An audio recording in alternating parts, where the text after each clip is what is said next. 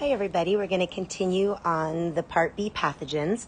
This first slide is the same information as before, so please take my word for this and make 3x5 cards for each of the pathogens that we will be finishing up with this particular lecture.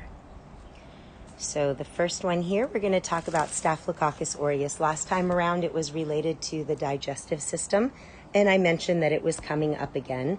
This time around it'll be related to the integumentary system. So the skin, this particular bacteria, it is a bacteria, is responsible for 1/2 to 3/4 of all nosocomial infections in hospitals, and the majority of them are MRSA.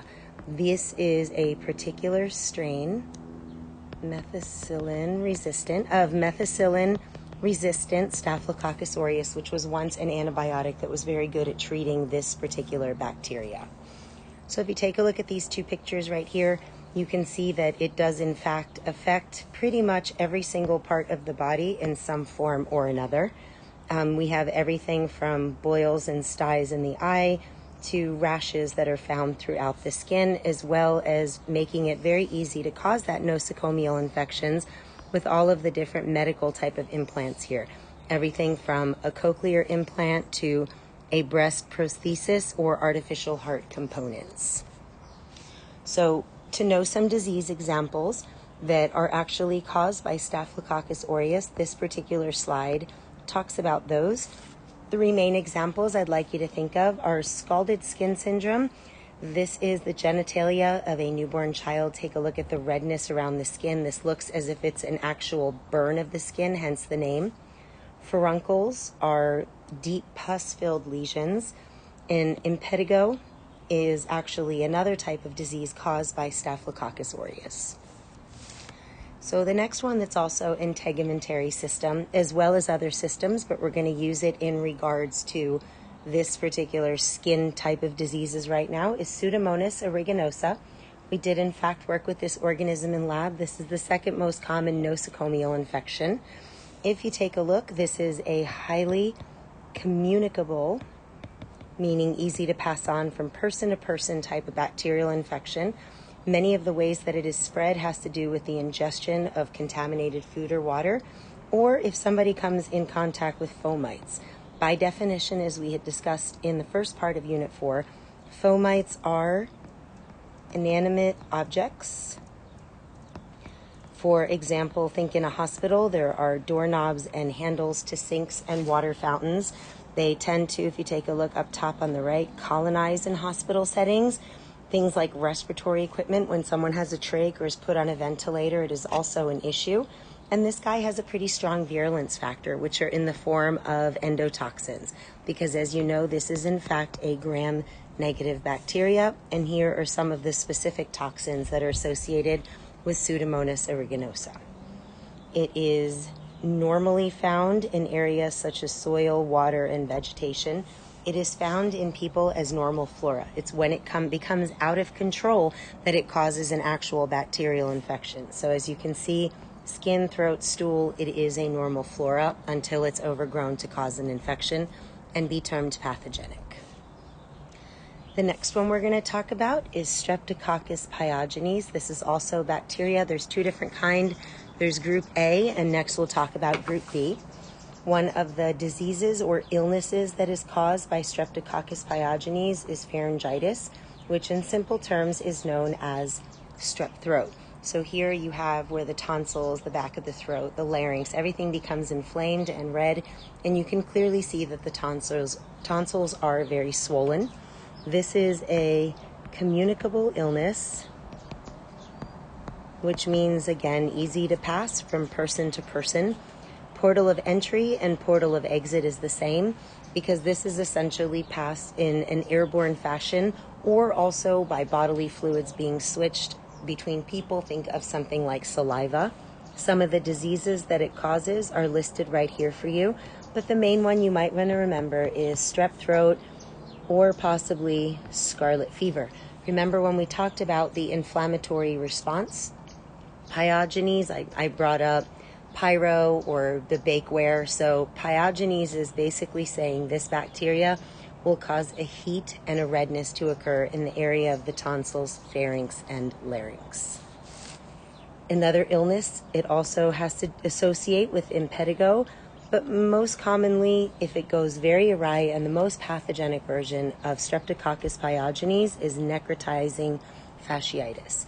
Another name for this is what you've seen more so on the news, which is flesh-eating bacteria. In a hospital setting, you would have nurses and other clinicians drawing a line where the redness stops on a patient, and then over time looking to see if it grows past it. This is when decisions are made to do things such as amputating the appendages and other parts of the human body to stop the spread of this strep pyogenes infection. Okay, and here's the other one, the Streptococcus alagdicae. This is group B, also known as group B strep, or short GBS. Anyone that has had a child is very familiar with this. Around week 34 to 36, there is a swab done of the vaginal and anal area near the perineum to look for the growth of this particular bacteria. At one point, it was thought only to infect cows, and now it's understood to be positive in 25% of young women, and it is in fact considered an STD. It is important to test pregnant mothers and then infuse their IVs with an antibiotic to not pass it on to children, because during the birthing process, if it is passed on to the newborn, there is a 1% infection rate, which doesn't sound high, but it is, because of that 1%, 50 to 7% of the children do not survive and end up dying. So this causes bacteremia, which is high bacteria levels in the blood, and also pneumonia, which causes the phlegm and issues in the lungs in about 5 days. And as most of you are aware, in a newborn child, lung development is one of the most important things, especially in a premature birth. Then this can go on to cause meningitis in about a week to 2 months, and then that bacteria is not from the mother. The next one is Treponema pallidum. This is affecting the genital urinary tissue. This is in fact an STI or STD, which is sexually transmitted infection or disease. If you take a look at these pictures, this is the shaft of a penis, whereas this is the head of a penis. These are vaginal lips, or the labia. You can see these absolute open sores. This is known as a primary infection. What's so dangerous about treponema is that it's not only primary, there's a secondary, and then you'll see on the next slide, there's also tertiary and quaternary. So the nickname for Treponema pallidum is the great imitator. It has an insane ability to affect all organ systems of the body.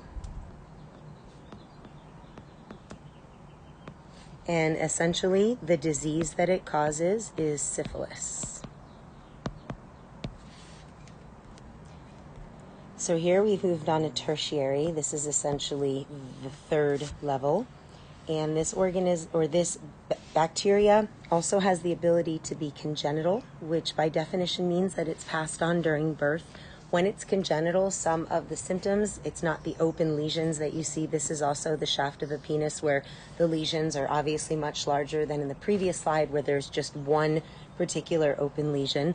But there's odd facial structures, and also certain areas of the limbs have a bent, odd angle to them. There's very bad periodontal or gum disease, and an odd discoloring of the teeth. So again, right here you can see that this is the cardiovascular system. Skeletal, we have the liver, we have the brain. So as I had mentioned before, it has the ability to spread and affect all organ systems. Since I've said this a couple times, make sure you've written this down for yourself somewhere, and eventually leads to death. So some information about syphilis, and this is a primary and secondary infection breakdown by state, and each number is rate per 100,000 people. One of the main issues with syphilis as a sexually transmitted infection is that it is the gift that keeps giving. It isn't your typical chlamydia or gonorrhea, which we'll talk about later, that a shot of antibiotics will in fact cure you. But in fact, syphilis doesn't actually go away. There are medications to treat it and keep lesions and other infections at bay so that the sores are not open, but in fact the illness is sleeping a little bit more dormant within the body. If you take a look at Arizona, our number is not all that incredibly low relative to some of our northern states. The number I would point out if we were in class, because it would quite entertain me, is this number right here. This number is related to Washington, D.C., which is absolutely an exorbitantly high number considering how tiny D.C. actually is. If you look, and I'll draw it in on the map, it's just this tiny little bit right here. So kind of makes you wonder how people entertain themselves in D.C. Next up for us is chlamydia trachomatis. This is also bacteria, and it is an STI that affects the genital and urinary system. The disease that it causes is chlamydia.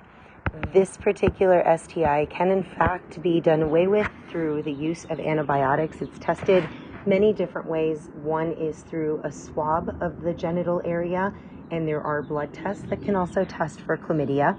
This particular bacteria, I would like you guys to all know that it has a virulence factor. And that virulence factor, one moment.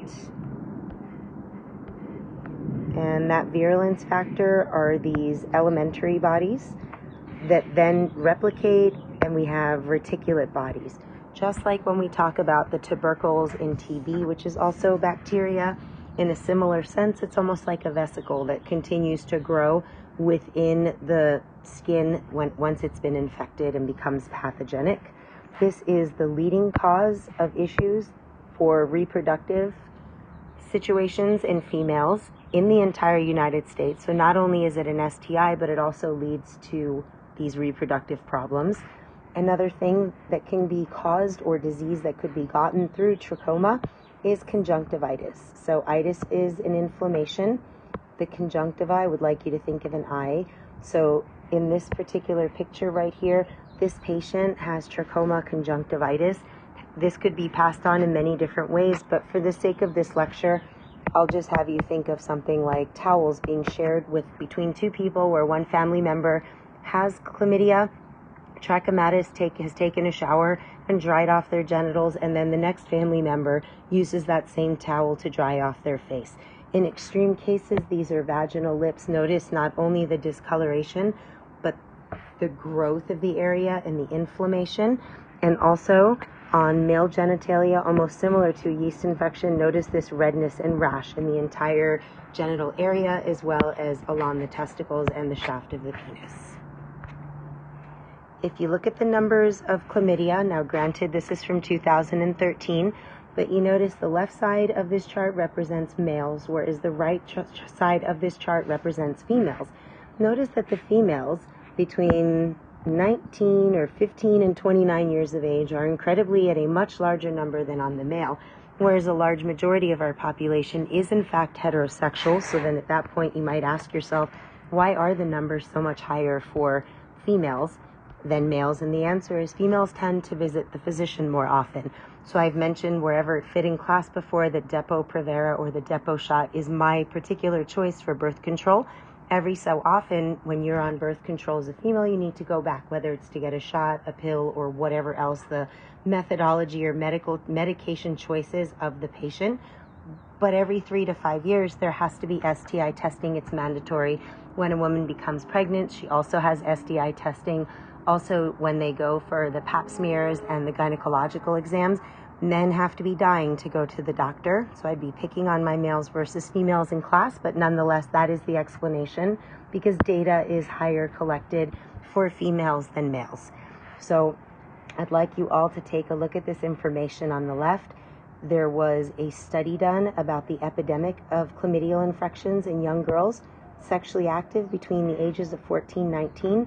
In over 50% of the subjects, when these females were testing positive, within no time at all, so basically 5 months, the infection recurred. What does that mean? It's considered a gateway STI. So once a person has caught it, they are more likely than someone who has never had a positive chlamydia test to actually catch it again. Candida albicans. This is actually a fungal infection. We are still covering STIs, which is the genital urinary system. This is basically yeast, or a yeast infection, which is found in both males and females. It can in fact be an STI in males as well as females. This picture right here is a fungal infection between the toes, so I'd like you to think of something like athlete's foot. In males, if you look on the side of the genital area here, let me darken this a little bit, right here, and then on the side of the testicles, there's a very odd red type of rash, also seen on the shaft of the penis. And then oral thrush, oral entails that it is actually inside of the mouth. So when you are ill and you have that odd white coating on your tongue and the bad taste in your mouth, that is essentially having a yeast infection of the mouth. Remember that we talked about when we did antibiotics and other antimicrobials and antifungals in Unit 3, I talked about how there are secondary and super infections that are caused when antibiotics are taken for a longer, prolonged period of time. When that happens, Candida albicans tends to be the #1 pathogenic fungus that will overgrow and cause that secondary infection. So the next one is Neisseria gonorrhea. The disease that it causes is gonorrhea. Again, this is an STI, so there's sexually transmitted infections as well as diseases. This is a gram-negative bacteria that, just like chlamydia, you can in fact have a shot of antibiotics to cure this. This is not the type of bacterial infection that just continues on. Our numbers are pretty darn high when it comes to Arizona, but yet again, I would like to point out my absolute favorite right here, which is Washington, D.C. If you're not familiar with how itty-bitty tiny this is, it is just this itty little dot right there. So for it to have such a high number, it's a little bit frightening. Gonorrhea causes all kinds of issues to a child in the laboring process if the mother is not treated. When a woman goes to an obstetrician that she is in fact pregnant, they will run an STI scan to check for these things because it can cause blindness and other issues in the baby when it's passed on in the birthing canal. And in men, the discharge has an odd odor. It causes itchiness, and it has a very strange color to the discharge, almost as if you may have heard someone say that skim milk is blue. Well, it's not really blue like a Smurf, but if you put it next to regular whole milk, it's not quite as white looking. It has a weird grayish tinge to it. That's actually what happens to the seminal fluid and the sperm at the time of ejaculation. And there's also an ongoing discharge that would bring attention to a male that he does in fact have something happening, which more times than not could be gonorrhea with those particular symptoms. So the next STI is Trichomonas vaginalis. This one is actually a protozoa or protozoan infection. This one's a little bit unique to all of the other STIs because besides Candida albicans being a fungus, all the rest we've talked about so far are bacteria. So 30 to 50% of all women in the Western world are in fact infected. One moment. Okay. They are in fact infected. There aren't a lot of symptoms to where somebody would know that they are. The #1 sign and symptom in Trichomonas vaginalis, and yes, this is communicable, is there is a bubbly discharge in the vagina on a pretty regular basis. So if you think to when we were doing the biochemical testing in lab, when you add the hydrogen peroxide and have a positive test, it bubbles, and in a very obvious manner. So besides the bubbling, that discharge has a darker white color, and there's itching occurring in the vaginal area. So just like anything else that we've talked about that's a protozoa, remember there is infective and diagnostic stage. It's sexually transmitted through sexual intercourse among other types of sexual activity. And again, this has that interesting little clown face that we had mentioned before, since that is a nickname for protozoan infections as a whole. Okay, our next pathogen is Yersinia pestis. This is in fact a bacteria that affects the nervous system, and the two diseases that it has caused in the past are the bubonic as well as the pneumonic plague. The bubonic plague entails a vector The vector in this case is the rat flea. In other words, you would need to be bitten by an infected flea or some other animal, so it also impacts the lymphatic system. It causes hemorrhaging of internal organs, and for the pneumonic plague, not only is it communicable and highly contagious, but the type of pneumonia that it causes tends to be 100% mortal, meaning 100% death rate. So Yersinia pestis is endemic, so it is found in larger numbers in certain regions of the world, and that is the southwest portion of our country. If you take a look at Arizona, New Mexico, and particularly parts of California, you can see the numbers are in fact much higher. Okay, our next pathogen is Clostridium tetani. This is a bacteria that causes the disease tetanus. It is non-communicable, meaning it is not passed on from one person to the other. It is in fact a bacteria and again affects the nervous system. So what's happening here is, as you know from previous classes, both calcium as well as acetylcholine are necessary for muscle contraction to occur. When a person contracts tetanus, it is from a fomite, so think maybe a rusty nail, for example. The calcium and the acetylcholine remain intact on the receptors of the muscle, and when that does not release, it inhibits complete relaxation. So envision a person in a constant state of cramp. This gentleman here on the left, his body is arched in this upward manner, which is a typical visual for someone who has contracted tetanus. Another way to envision this is when death comes upon a person and the body hits rigor mortis. That's also like a constant state of contraction. Another bacterium within the same family is Clostridium botulinum. The disease that this one causes is botulism.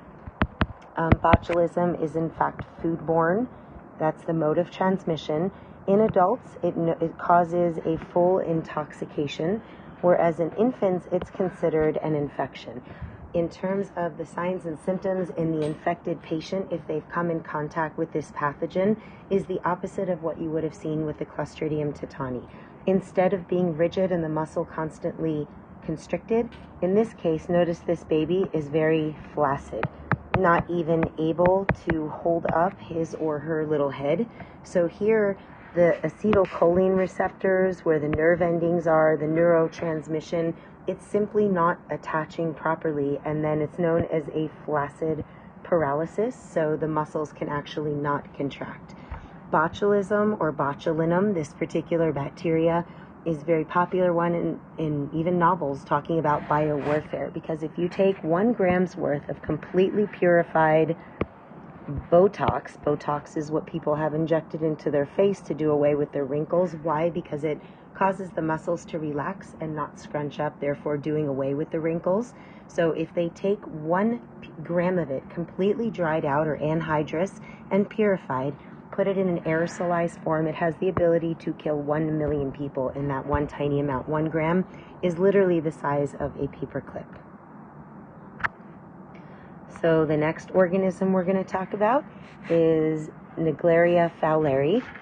This is actually a protozoa or protozoan infection or pathogen. Again, anything with the protozoa has both infective and diagnostic stages. This is a waterborne illness, affects the entire nervous system. So please read through this when you have a moment. I won't do this on this recording to not make it longer than it needs to be, but it is in fact an amoeba found in warm and fresh bodies, things like hot springs, areas where people like the water being warm because there's a discharge from industrial plants. It can also be found a little more rarely, but in private swimming pools when they're very poorly maintained and minimally chlorinated.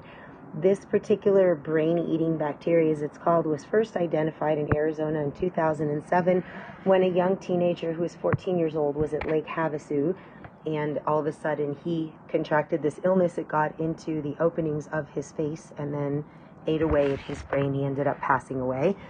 And then around the same time, a 6-year-old young boy from Buckeye, same thing occurred in Lake Pleasant. So this is my favorite one.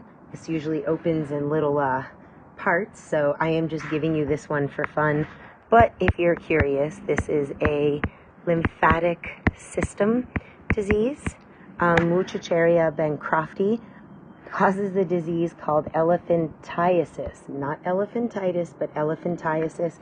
There is actually a vector, which is a worm. There's a male and a female. It causes areas where liquid and things are pooled. If you take a look at the legs right here, sometimes in the arms and other extremities. Here, this gentleman's testicles are a little bit on the large side.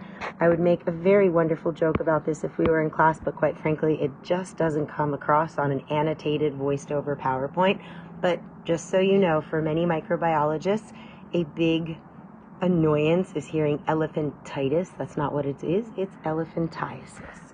So the one thing I would like to suggest is, again, before I say goodbye, for the pathogens, please, please, please, 3x5 cards for each one. The first lecture is less than 20 minutes. This second lecture is 25 minutes. You should watch each one at least 2 to 3 times and take notes. This particular test is 50% on the pathogens, and the pathogens are Unit 4, Part 2 of the PowerPoint, and then Unit 4, Part 1 talks about drugs, so please review that one as well. Half the questions come from this guy, and half the questions come from that guy. A lot of you might be wondering if spelling counts for the pathogens. Well, spelling counts as much as for me to know that you know what you're talking about. If you write Pseudomonas aeruginosa and butcher the spelling, I'm okay with that. But if you write Staphylococcus aeruginosa or Pseudomonas aureus, that means you're mixing all of the organisms together. That's a problem. I cannot express to you how important it is to look at the information in the beginning of the outline where I had mentioned this, and at the end of Unit 4, PowerPoint 2, Part A, where I'm going to have keywords underlined in the exam. So it's going to say, for example, what type of organism. I want to know, is it a bacteria, a fungus, a protozoa? I might ask you what disease it causes. So here it would be chlamydia or tetanus or food poisoning or food intoxication, whatever it might be. I might ask you mode of transmission. This is foodborne, waterborne, or airborne. I might ask you specific terms. What I'm looking for there is endemic, for example, with cocci or valley fever. Secondary infection, the example for that is the Candida albicans that I mentioned before. The cocci sorry, I'm not so sure you can spell that. It has a nickname, which is valley fever. For each one that I gave you a nickname for, and there were only, I believe, a total of 3, there's great imitator, valley fever, and clown face. Definitely know those 3. I asked 2 questions, and I only shared 3 of them. 4 or 5 times did I share virulence factors, so that's absolutely going to come up. Remember specific information like Campylobacter jejuni is normal flora in birds, but then it's contracted in a foodborne manner where we eat the undercooked meat of a contaminated animal. So if you study well for this one by watching each of the videos multiple times, 3x5 cards for the pathogens, you will absolutely do well on this exam. Just make sure that you're paying close attention the second half of the test, so again 50-50, of what specific question I'm asking. Please don't forget for the names of bacteria. If you happen to write out E. coli, make sure that it is underlined or italicized. I may set up some type of Zoom meeting so we can talk about a little bit of a review before the exam, but please, if you have any questions, do not hesitate to contact me at any time. Thank you.